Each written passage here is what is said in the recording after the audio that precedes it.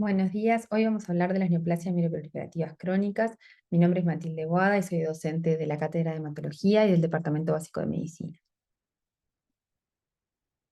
La Organización Mundial de la Salud incluye dentro del grupo de neoplasias mieloproliferativas crónicas a todas estas entidades que pueden ver. Sin embargo, con los fines de la clase de hoy vamos a hablar de la leucemia mieloide crónica y de las neoplasias mieloproliferativas crónicas clásicas, que son la policitemia vera, la trombocitemia esencial y la mielofibrosis primaria. Respecto a la patogenia de estas entidades, surge a partir de la proliferación anormal en una o más de las líneas mieloides, que da lugar a un grupo de desórdenes que son las neoplasias mieloproliferativas. Acá vemos el esquema jerárquico de la hematopoiesis, donde vemos que a partir de una stem cell hematopoyética que es multipotente, se van a dar lugar a progenitores multipotentes que luego van a diferenciarse en progenitores mieloide común y linfoide común, y estos van a dar lugar a las diferentes líneas de las células de la sangre. En 1951, por primera vez, Damschek propone la existencia de un grupo de neoplasias mieloproliferativas. Este grupo de neoplasias se van a diagnosticar principalmente en lo que se llama fase crónica, si bien en todas comparten la posibilidad de progresar a fases aceleradas o blásticas. Esto es una reseña de la publicación en 51 de Damschek, donde plantea por primera vez la proliferación combinada de las líneas granular, eritroide y megacariocítica, y la posibilidad de evolución a una fase más acelerada a través de lo que se llamaría un síndrome leucoeritroblástico. También en esta primera publicación que se publicó en Blood en el 51 se plantea la posibilidad de evolución con desarrollo de fibrosis medular. Respecto al sustrato genético, vamos a poder dividir dos grandes grupos dentro de las neoplasias mieloproliferativas crónicas. La neoplasia mieloproliferativa Filadelfia positiva, y vamos a ver qué es el cromosoma Filadelfia más adelante, donde vamos a tener la leucemia mieloide crónica, y la Filadelfia negativa, donde se van a encontrar todas las otras que estaban en la lista, pero vamos a referirnos hoy a las tres entidades clásicas que son la policitemia vera, la trombocitemia esencial y la mielofibrosis primaria. Respecto a la epidemiología,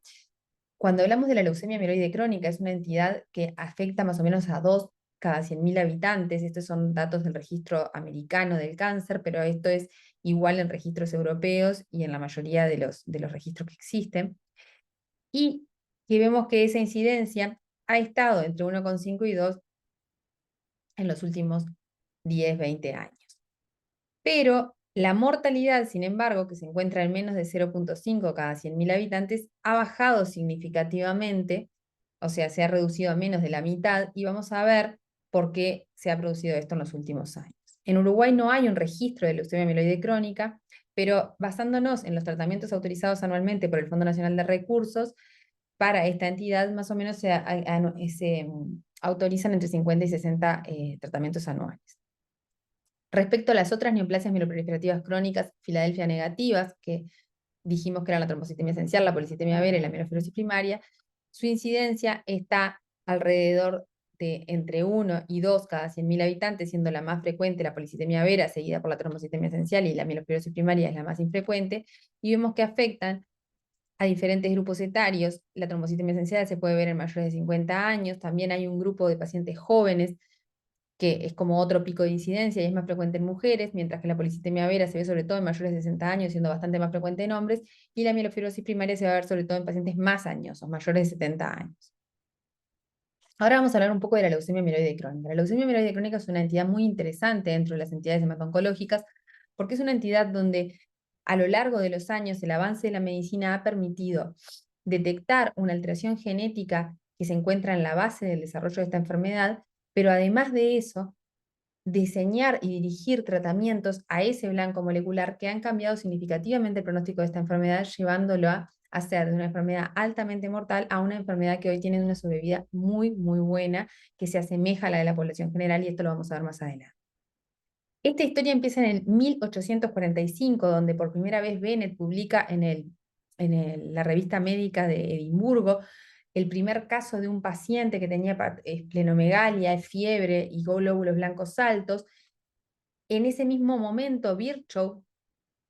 estaba describiendo casos clínicos similares, y ellos dos, por lados diferentes, digamos, pero concomitantemente, plantearon que en la base de este problema había como un aumento de las células de la sangre, y que eso hacía que la sangre se viera con un color blanquecino.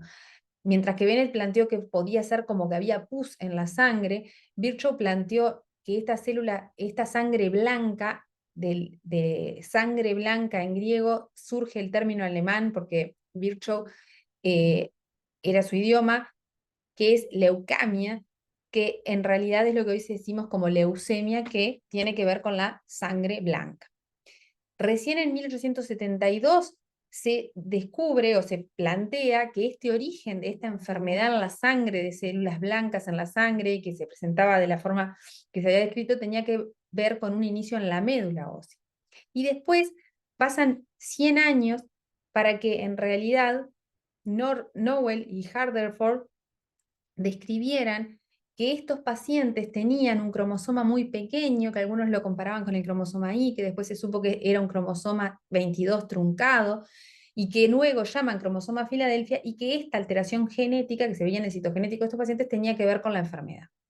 Eso fue en los 60 y luego más adelante se describe, que se conoce que ese cromosoma 22 chiquito en realidad surgía de que el cromosoma 22 intercambiaba recíprocamente material con el cromosoma 9 y que esa traslocación 9-22 era lo que generaba ese cromosoma que era morfológicamente más pequeño. Y más adelante aún se describe que esa traslocación entre el cromosoma, ese intercambio genético entre el cromosoma 9 y el 22, lo que da lugar es a la formación de un gen de fusión que se llama BCR-ABL, que codifica para una proteína que tiene una actividad oncogénica.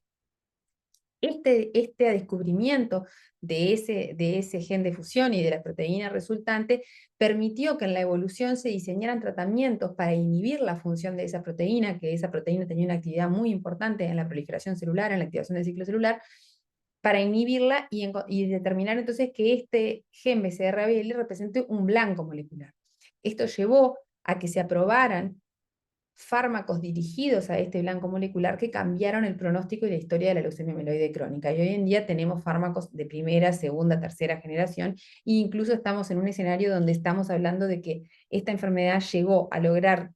respuestas tan profundas con ese tratamiento que podemos hablar hoy de un TFR, que es Treatment Free Remission, que se trata de pacientes que logran mantener la respuesta obtenida aún con suspensión del tratamiento. Entonces lo que pasa es esta traslocación entre el cromosoma 9, donde se encuentra el gen ABL, y el cromosoma 22, donde se encuentra el gen BCR, que da lugar a el gen de fusión BCR-ABL, presente, como vemos acá, a nivel del cromosoma 22 o cromosoma Filadelfia. ¿Qué función tiene este BCR-ABL?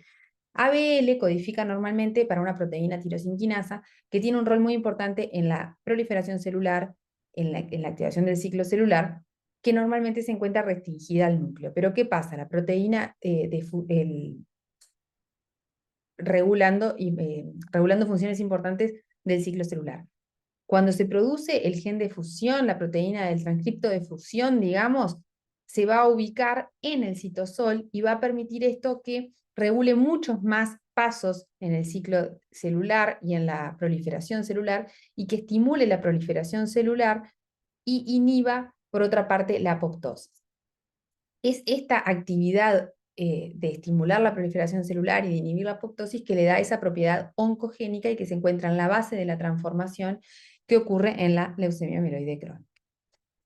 La leucemia mieloide crónica es una enfermedad que se presenta con leucocitosis, o sea, con glóbulos blancos altos, con mielemia, que es esto que podemos ver acá en la lámina periférica, que ¿qué quiere decir? Que en realidad en condiciones normales, en la sangre periférica, cuando uno observa un extendido de un frotis de sangre periférica, se encuentran células maduras de todas las líneas, y de la línea granular particularmente, células maduras que son los neutrófilos, los eosinófilos, los basófilos, pero principalmente, si miramos la línea granular, lo que vamos a ver es los neutrófilos. Pero ¿qué pasa en la leucemia mieloide crónica? Que aumentan los glóbulos blancos a expensas de que células inmaduras salen a la sangre. Además de que aumentan los neutrófilos, aumentan las células inmaduras. Y esto se llama mielemia. Y podemos reconocer en la sangre periférica todos los estadios madurativos de la línea granular. Por otro lado, los pacientes tienen esplenomegalia, o sea, el tamaño del vaso aumenta y eso puede tener síntomas, dolor.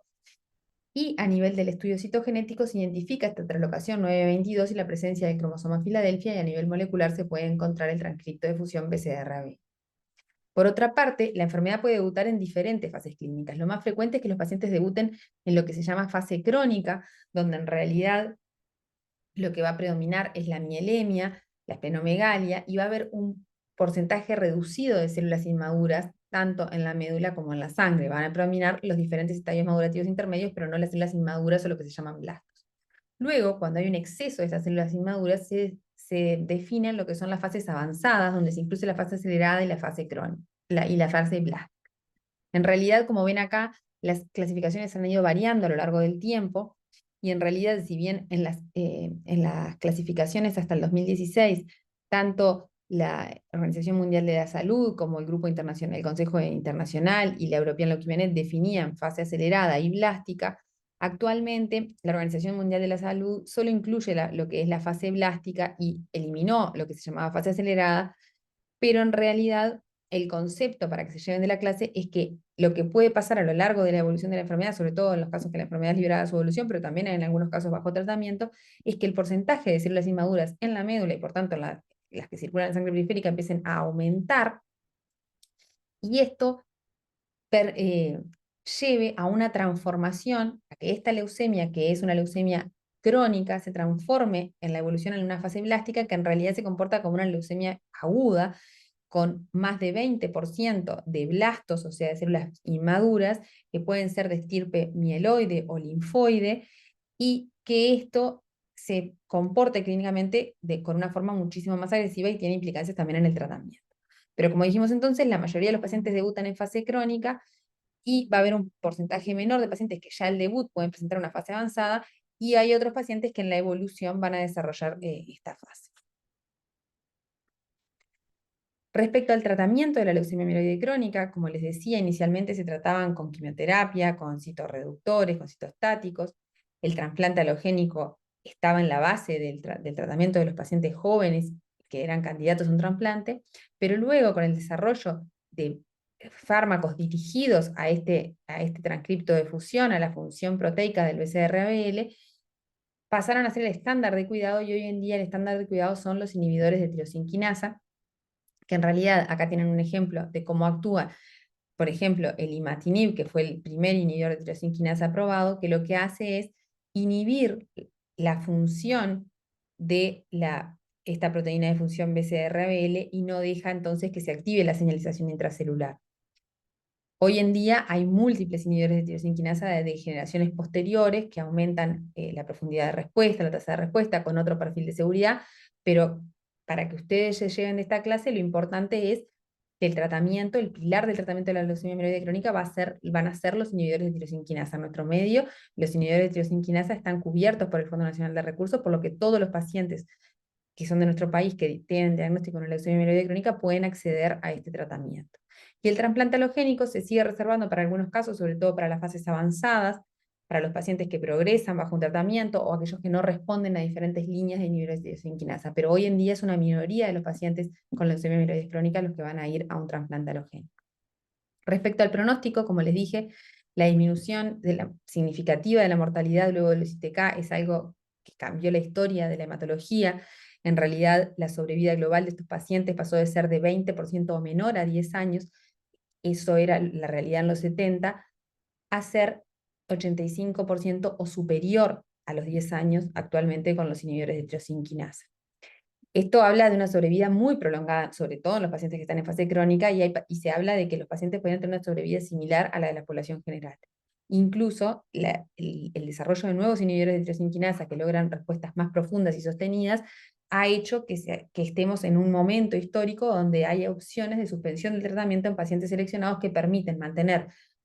un treatment-free remission, o sea, remisiones moleculares profundas a pesar de la suspensión del tratamiento. Saliendo un poco de lo que es la leucemia mieloide crónica, vamos a hablar de las otras neoplasias mieloproliferativas que se ubicaban en aquel grupo que decíamos que eran Filadelfia negativas, porque son neoplasias mieloproliferativas donde no existe la translocación 922 y donde la generación de este nuevo transcripto de fusión no está en la base, entonces se llaman Filadelfia negativas. En estos casos lo que existe es una alteración genética a nivel de las stem cells hematopoyéticas que da lugar a la expansión clonal.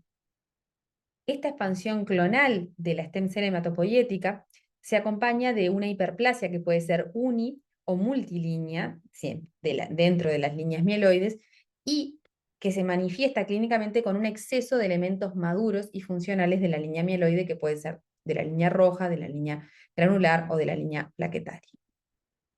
En las bases genéticas de este grupo de enfermedades, vamos a encontrar que hay mutaciones que se llaman drivers o características o restringidas a las neoplasias mieloides, donde destacamos la mutación de JAK2, de MPL y de CALR, y alteraciones que van a estar no restringidas a las neoplasias mieloides, que vamos a encontrar una cantidad que pueden verse en otras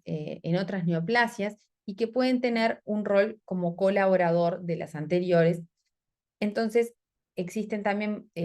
autores que dividen a estas mutaciones en lo que serían mutaciones drivers o conductoras, que van a ser sobre todo las que hablamos, el JAK2, CALR y MPL, y para el caso de la leucemia neutrofílica crónica, CSF3R, pero no estamos hablando de esta entidad, y las mutaciones pasajeras o passengers, que en realidad tienen que ver algunas con la iniciación de la enfermedad, pero no como drivers, sino como una contribución, o algunas con la progresión de la enfermedad. A su vez, luego se van a detectar un grupo de neoplasias mieloproliferativas Filadelfia negativas en que no se va a encontrar la presencia de ninguna de las mutaciones drivers por más que las busque. Y estos son las que se llaman triple negativas hasta el día de hoy. Dentro de las neoplasias mieloproliferativas crónicas Filadelfia negativa, vamos a ver que muchas de ellas presentan la mutación de JAK2. JAK2 codifica para la proteína Janus quinasa 2, que es una tirosinquinasa que tiene un rol clave en la señalización intracelular por medio de la vía JAK-STAT. En realidad, tiene un rol importante en la regulación de la hematopoiesis porque va a regular la señalización que se activa a través de la unión a los receptores de eritropoyetina, de trombopoyetina y del factor de crecimiento gránulo monopoyético.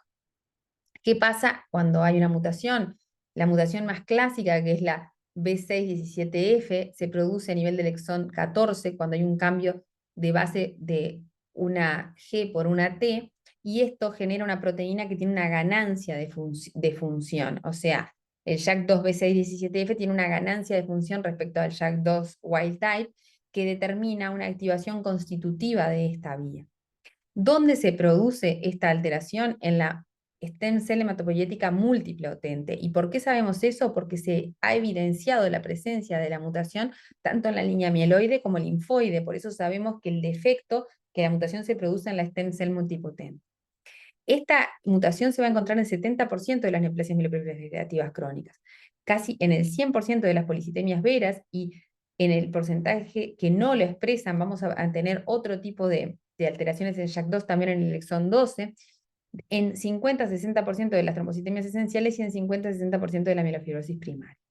A su vez, la mutación JAK2 puede estar de forma homocigota o heterocigota, y en algunos casos puede pasar a una manifestación homocigota por pérdida de la heterocigosidad. Y también la carga alélica de la mutación puede ser variable entre un 1 a un 100%. Y vamos a ver que la carga alélica del JAK2 va a tener que ver con la presentación clínica y también con otras,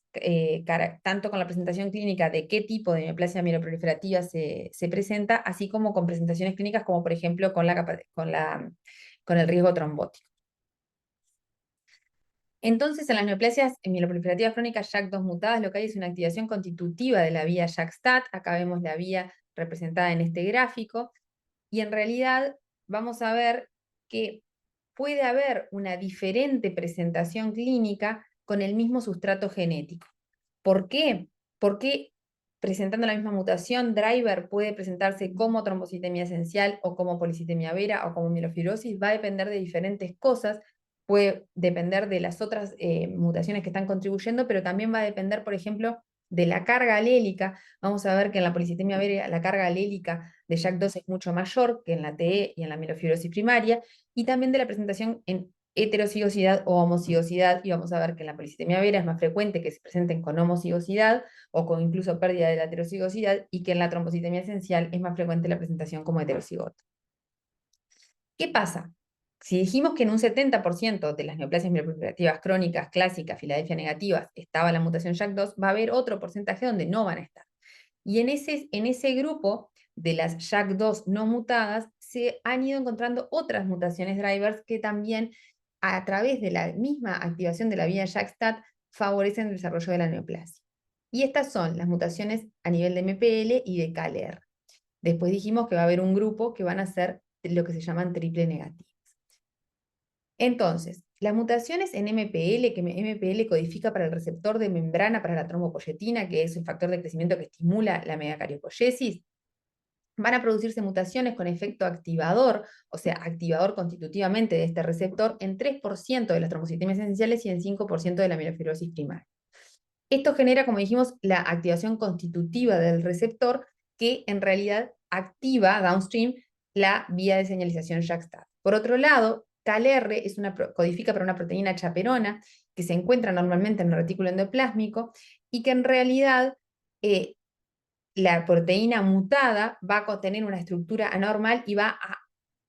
interferir con vías de señalización intracelular, como vamos a ver más adelante, y también va a determinar esa interferencia la activación constitutiva de la vía JAK-STAT, y esto se va a ver presente en 25% de las trombocitemias esenciales y en 20 a 30% de las mielofibrosis primarias. Las neoplasias mieloproliferativas KLR mutadas, ¿qué pasa? Como vemos acá, cuando tenemos KLR, que era esta proteína chaperona wild type, se va a unir al receptor de trombopoyetina, al MPL, en el retículo endoplásmico, y luego se va a liberar del mismo, y el MPL que se va a expresar en la superficie celular va a ser un MPL maduro, que se va a activar únicamente por la unión de la trombopoyetina. ¿Qué pasa? Cuando KLR está mutada, se une al MPL en el retículo endoplásmico, pero no logra liberarse adecuadamente, y el MPL que se va a expresar en la superficie, o sea, el receptor de trombopoyetina que se va a expresar en la superficie de la célula, va a ser inmaduro y va a tener a KLR unido, y esto va a determinar una activación independiente de la trombopoyetina. Y es esa activación independiente de la trombopoyetina que va a activar constitutivamente la vía JAK-STAT. Como vemos acá, en realidad la activación de estos receptores por medio de KLR mutada va a ser sobre todo sobre MPL y también puede ocurrir sobre el receptor GCSFR, que tiene que ver con la estimulación de la granulopoyesis, pero no sobre el receptor de la eritropoyetina, como sí, como habíamos visto antes, ocurría en el caso de las neoplasias JAK2 mutadas, donde en realidad el JAK2 mutado iba a permitir la estimulación de los tres receptores MPL, eritropoyetina y el receptor GCSF.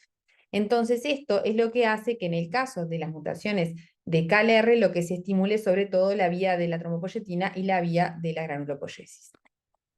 Las mutaciones en genes drivers de las neoplasias mieloproliferativas crónicas determinan, como venimos diciendo hace un rato, por diferentes vías la activación de la vía de señalización JAK-STAT, que lo que va a hacer es va a estimular la proliferación celular. Esto va a estimular la hematopoiesis, tanto la eritropoiesis, a través del receptor de eritropoyetina sobre todo, la megacariopoiesis a través del receptor de MPL y la granulopoiesis a través del receptor GCSF. ¿Qué pasa? ¿Qué implicancias tiene la activación JAK-STAT? Bueno, la activación constitutiva de esta vía genera mieloproliferación. Esto genera aumento de las células maduras en la sangre periférica, que vamos a ver que puede, según qué células maduras predominen, es la presentación clínica que va a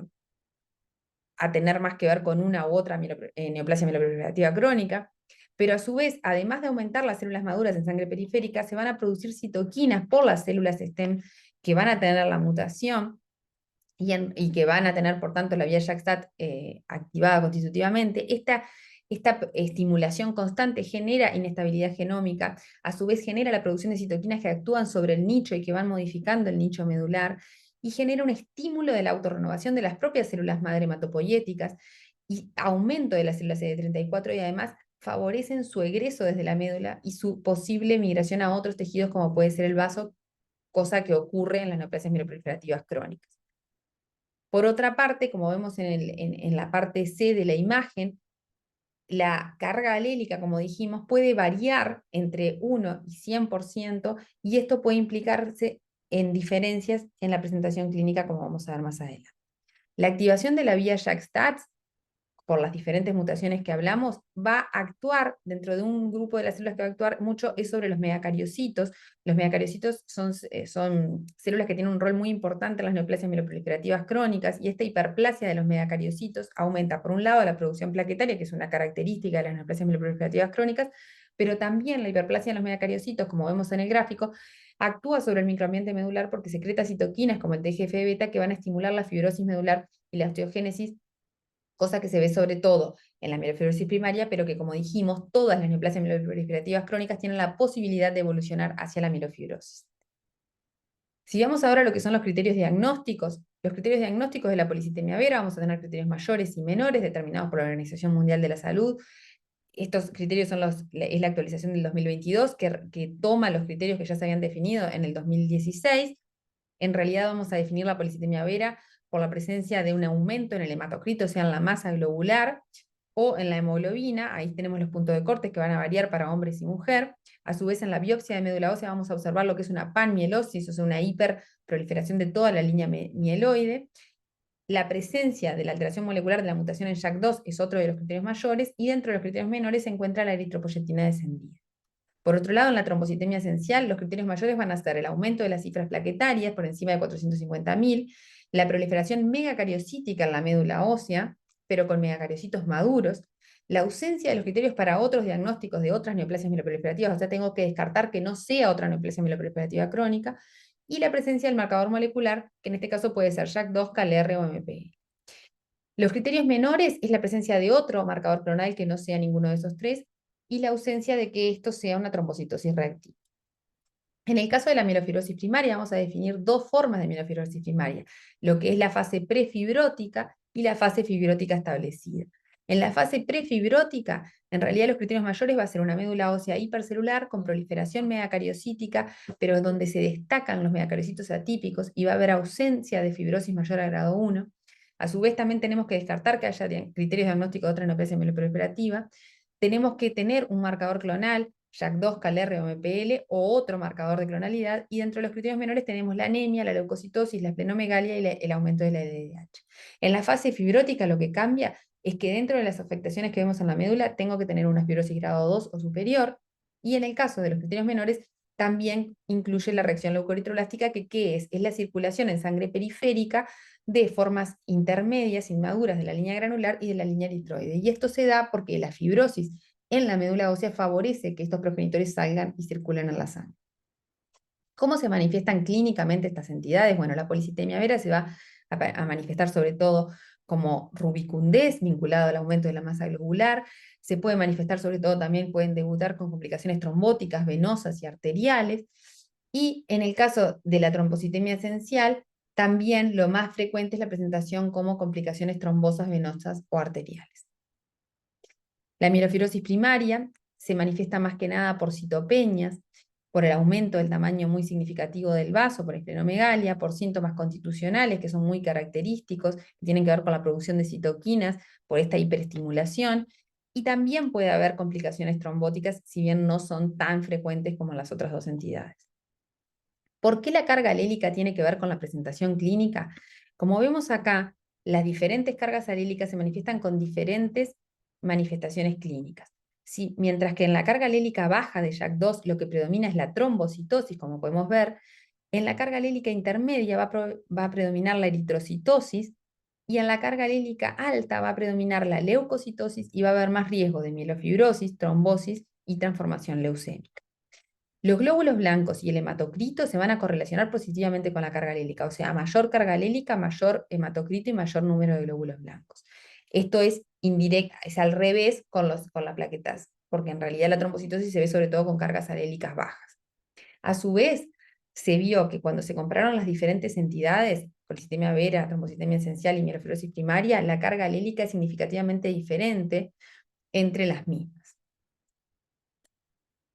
A su vez, estas entidades, como dijimos, dentro de las manifestaciones clínicas tenían manifestaciones trombóticas, pero también tienen un mayor riesgo hemorrágico. Las manifestaciones trombóticas se ven hasta en un 20%, y en realidad pueden ser manifestaciones trombóticas microvasculares, como la eritromealgia, pero también trombosis venosas y trombosis arteriales. Y las manifestaciones hemorrágicas, que son mucho menos frecuentes, menores de un 10%, sobre todo se caracterizan por sangrados mucocutáneos. Acá vemos la incidencia de complicaciones trombóticas y hemorrágicas en los diferentes subtipos. Como vemos, es más frecuente en la policitemia vera, las complicaciones trombóticas,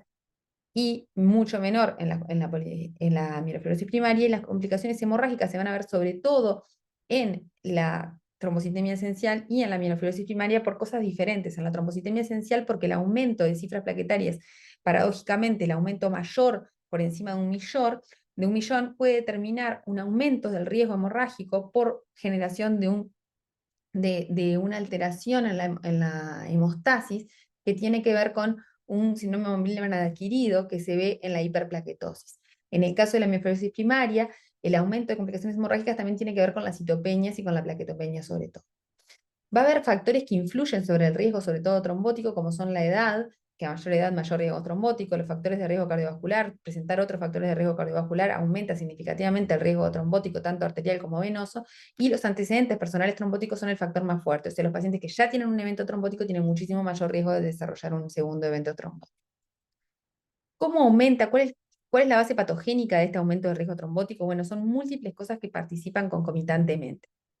Por un lado, por ejemplo, el aumento de la masa eritrocitaria que se ve sobre todo en la policitemia vera, ese aumento de la masa de eritrocitos aumenta la interacción de los eritrocitos con las células endoteliales, aumenta